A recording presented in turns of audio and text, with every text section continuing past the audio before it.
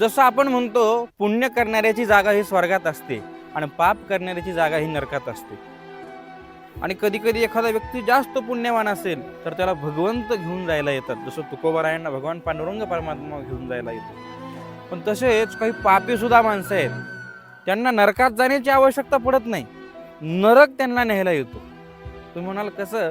बघा, एखाद्या व्यक्तीकडे थोडे पैसे असतात, त्याला जाऊन ते बँकेत जमा करावे लागतात.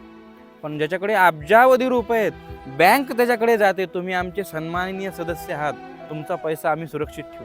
पैसे आणायला बँक त्याच्या घरी जाते. मग तसंच जो छोटे मोठे पाप करतो त्याला नरकात जावं लागतं.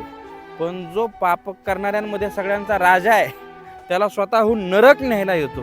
ज्ञानोबराय म्हणतात, पापे आपुलेनी थावे, जव करीती मेळावे, तो जिताचे आघवे येती नरक.